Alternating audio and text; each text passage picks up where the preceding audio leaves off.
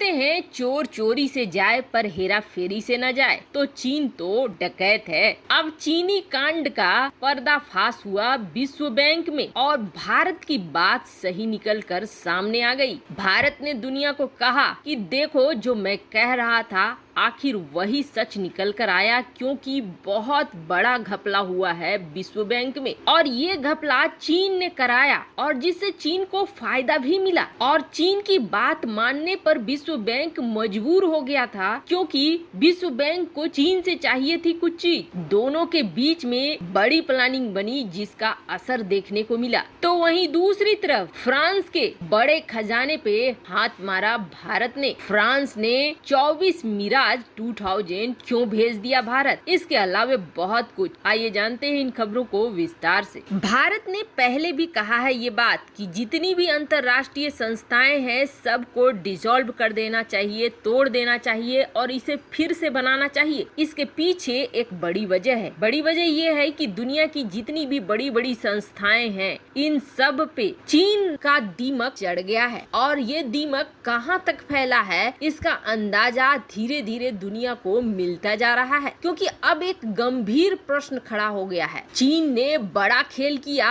और उस खेल में विश्व बैंक को भी शामिल कर लिया। आपने पहले देखा ही महामारी में किस तरीके से WHO का इस्तेमाल किया चीन ने। WHO भी एक अंतर्राष्ट्रीय संस्था है। दुनिया भर की कंपनियां चीन को छोड़कर भाग रही हैं और अपना प्रोडक्शन बेस भारत में बना रही हैं और इस काम में तेजी भी आई है। भारत और वियतनाम दो ऐसे देश हैं जहां पर कंपनियां ज्यादा भाग रही हैं और जो अंतर्राष्ट्रीय संस्थाएं हैं वो जो डेटा निकाल कर देती हैं वो कह रही हैं कि भारतीय डेटा में किसी भी तरह की कोई गड़बड़ी नहीं है। भारत दुनिया के लिए एक पसंदीदा जगह बनता जा रहा है, एक विश्वसनीय भरोसेमंद जगह बना हुआ है, जबकि चीन की धोखाधड़ी निकल कर सामने आ रही है। अक्टूबर 2019, 2017 ये वो साल थे जिस साल चीन ने बहुत ज्यादा धोखा किया। आपको बता दें अमेरिका और भारत दोनों इस बात का इल्जाम लगाते रहे हैं कि दुनिया भर की कई ऐसी संस्थाएं हैं जो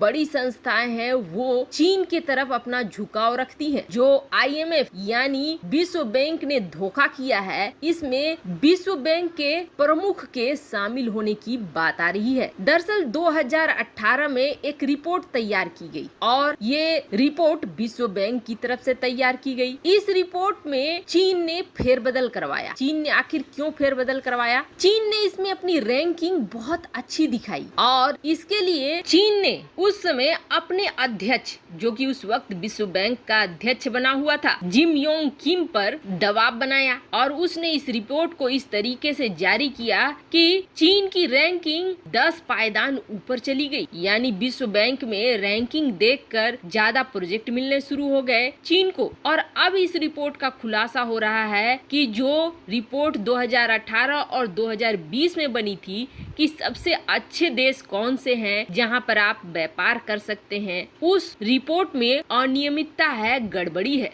अब विश्व बैंक की जो नई अध्यक्ष बनी हुई है जॉर्जिया, उन्होंने इसका खुलासा कर दिया और उन्होंने कहा कि इस रिपोर्ट में जानबूझकर इस तरीके के बदलाव किए पूर्व बोर्ड के अधिकारियों और विश्व बैंक के मौजूदा और पूर्व स्टाफ ने, ताकि चीन को अच्छा दिखाया जा सके, चीन का स्कोर बेहतर दिखे। अब बैंक ने उस समय ऐसा क्यों किया तो आपको बता दें, बैंक गया था चीन के पास पूंजी के लिए और चीन ने पूंजी के बदले में विश्व बैंक के चीफ के साथ ये डील कर ली कि हम अगर आपको पूंजी देंगे तो फिर हमें भी आपकी मदद चाहिए होगी, आप ऐसे करेंगे। इस मामले में फंसा कौन है? तो इस मामले में IMF की डायरेक्टर क्रिस्टालिना जॉर्जिया भी फंसी हुई है और कहा जा रहा है कि बुल्गारिया की इस अध्यक्ष का खूब इस्तेमाल किया चीन ने। IMF यानी कि विश्व बैंक अंतर्राष्ट्रीय संस्था है और यहाँ ऐसा होना बहुत बड़ी हेरफेर है। ऐसे में IMF के प्रमुख के लिए डेटा हेरफेर में शामिल होना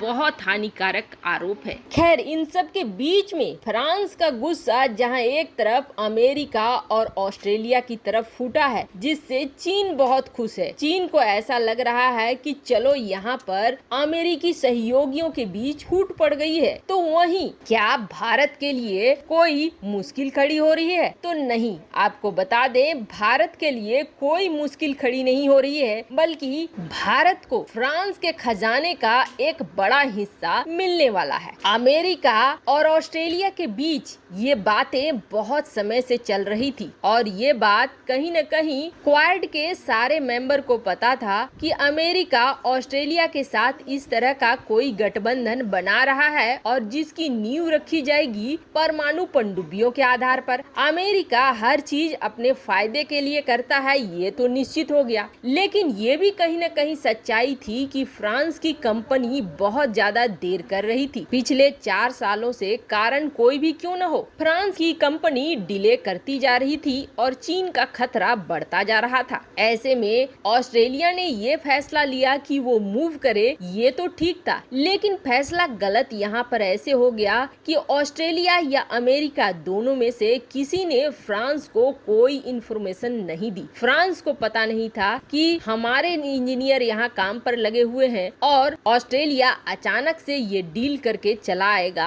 अमेरिका के साथ। अब न्यूक्लियर सबमरीन्स को लेकर नेवल ग्रुप जो कंपनी थी फ्रांस की, उसने कई सारे लोन भी ले लिए हैं। अब इतना बड़ा लोन ले लिया है कि ये ऑर्डर छिन गया है और इसके चक्कर में कई छोटे छोटे ऑर्डर छोड़ दिए हैं। अब इस ऑर्डर के जाने का मतलब है कि नेवल ग्रुप अब आ गया है दिवालिया के कगार पर। लेकिन अब यहाँ भारत ने अहम किरदार निभा दिया है। पहले ये नेवल ग्रुप भारत को सबमरीन्स बनाने में काफी डिले की बात करता था और कई सारे ऐसे प्रावधान भी रखे थे जो सबमरीन्स के दाम को बढ़ा रहे थे, जिसे देखते हुए भारत पीछे हट जाता था और रूस के साथ समझौते कर लेता था। पर अब भारत जहां इस नेवल ग्रुप के साथ सबमरीन्स बनाने के लिए फ्री हो गया है और नेवल ग्रुप पैसे की वजह से भारत के साथ डील करने को तैयार भी हो जाएगी, तो वहीं फ्रांस के साथ अच्छी गहरी दोस्ती दिखाते हुए भारत ने एक और बड़ा फैसला लिया है और इस फैसले के तहत भारत 24 सेकेंड हैंड मिराज 2000 खरीद रहा है फ्रांस से। राफेल के बाद इन विमानों का महत्व और भी ज्यादा बढ़ रहा है। लड़ाकू विमान के लिए रूस के पास न जाकर अब भारत फ्रांस के साथ जा रहा है और फ्रांस के साथ दोस्ती को भी बढ़ा रहा है, जो आगे की रणनीति में भारत को बहुत साथ देने वाले हैं। वैसे कहें तो फ्रांस के खजाने पर एक तरीके से भारत को हाथ मारने का मौका मिल गया है। ये कुछ इस तरह की सिचुएशन बनी है जो भारत को फायदा दिला रही है। वैसे आपको क्या लगता है, अमेरिका ने जो किया क्या वो गलत है? कमेंट कर अपनी राय जरूर बताएं। जल्द मिलते हैं अगले वीडियो में नई खबर के साथ।